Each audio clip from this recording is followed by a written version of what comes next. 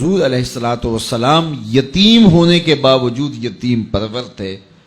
اور بیواؤں کے کام آتے تھے، ان کا سامان اٹھا کے ان کے گھر تک پہنچا آتے تھے، ان کی ضروریات کو پورا کرتے تھے۔ یہ حضور علیہ الصلوۃ والسلام کا انداز زندگی تھا، اور یتیم کی کفالت کرنے والے کو اپنا ساتھی قرار دے دیا، بلکہ یہاں تک ارشاد فرما دیا کہ جب تمہارے بچے اور یتیم اکٹھے کھیل رہے ہوں تو اپنے بیٹے کو آواز دینی ہو تو اس کو بھی بیٹا کہہ کے نہ پکارو، تاکہ یتیم کا دل دکھی نہ ہو جائے، آج میرا باپ ہوتا تو مجھے بھی بیٹا کہہ کے پکارو۔ تو وہ معاشرہ کتنا ناہموار معاشرہ ہوتا ہے جس معاشرے کے اندر یتیماں کی تکریم نہیں کی جاتی۔ اگر آپ کسی کی مدد بھی کرنا چاہ رہے ہیں تو آپ اس کو تکریم کے ساتھ اس کی مدد کریں کہ اس کی عزت نفس مجروح نہ ہو۔ یہ میں پچھلے دن ایک تصویر دیکھ رہا تھا، کوئی 10-15 کلو کا آٹے کا توڑا ہوگا اور 7-8 آدمی اس کو ہاتھ لگائے ہوئے تھے اور ایک خاتون وصول کر رہی تھی، اور کسی اخبار میں وہ تصویر چھپی۔ میں کہتا ہوں کہ اگر اللہ نہ کرے تمہاری بیٹی کو یوں مجبور ہونا پڑ جائے تو کیا تم یہ گوارا کرتے ہو؟ تو جب تم خود گوارا نہیں کرتے تو کسی کی بیٹی کو تشہیر کی مہم کیوں بناتے ہو؟ میرے اور آپ کے آقا و مولا نے ارشاد فرمایا، وہ شخص جس نے صدقہ کیا اور دائیں ہاتھ سے کیا، بائیں کو بھی خبر نہیں ہوئی، قیامت کے دن جب کوئی سایہ نہیں ہوگا اس شخص کو اللہ اپنے عرش کا ٹھنڈا سایہ عطا فرمائے۔ تو جہاں کسی کی عزت نفس کا معاملہ ہو تو وہاں اخفاء افضل ہے۔ تو بات یتیم کی، لاچار کی، غریب کی، پریشان حال کی، آشفتہ سر کی مدد کی نہیں ہے، بلکہ اس کی تکریم کی ہے۔ تو قرآن نے کہا کلا بل لا تکرمون الیتیم، تمہاری پسماندگی اور ذلت اور بے چینی، رسوائی اور رحمت الہیہ سے محرومی اور عذاب الہی کے مسلط ہونے کا سبب یہ ہے کہ تم نے یتیم کو تکریم نہیں دی ہے، یتیم کو عزت نہیں دی ہے، اس کو وقار سے نہیں رکھا ہے۔ تو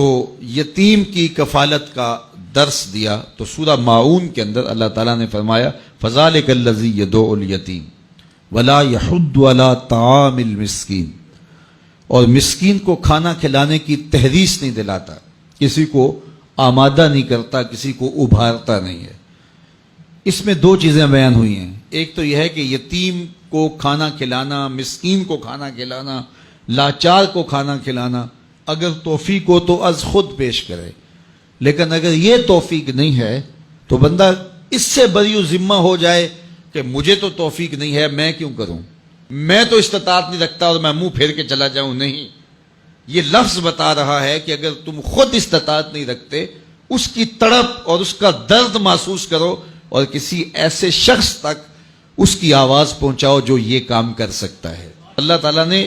مذمت کی ہے کہ اگرچہ استطاعت نہیں بھی رکھتا لیکن آنکھیں بند کر کے گزرا کیوں ہے؟ وہ کسی مالدار کے پاس جاتا اور اس کو کہتا میری گلی میں ایک مسکین سسک رہا ہے،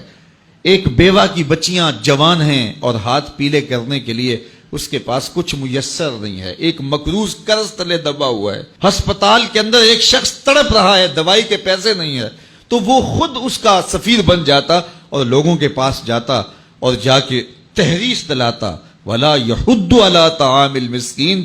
تکذیب آخرت کرنے والوں میں سے جو ہے وہ اس شخص کے رویے کو بھی گنا گیا، شمار کیا گیا جو لوگوں کو ترغیب نہیں دلاتا، اور جو لوگوں کو توجہ دلاتا ہے اس کے بارے میں فرمایا گیا الدال علی الخیر کفاعلہ، جو کسی اچھائی کی طرف رہنمائی کر دے وہ کرنے والے کی طرح ہوتا ہے۔ جس شخص نے وہ نیکی کی اس کی ترغیب سے جتنا ثواب اس کو ملا اتنا ہی ثواب میرا رب اس کو بھی عطا کرتا ہے۔ تو کسی دکھی، کسی لاچار، کسی مجبور کی مدد اور اس کی نصرت اور اس کی اعانت کے لیے کسی کو ترغیب دلا دینا یہ انسانیت ہوتی ہے، اور بس اپنے آپ کو اس سے مطمئن کر لینا کہ میں اس پوزیشن میں نہیں ہوں اور گزر جانا، تو معاشرے کے پھر دکھ کون بانٹے گا؟ اس لیے پورا معاشرہ ایک دوسرے کے درد اور دکھ بانٹنے کے لیے جب باہم کھڑا ہوگا تو معاشرے کے درد اور معاشرے کے دکھ ختم ہو جائیں گے۔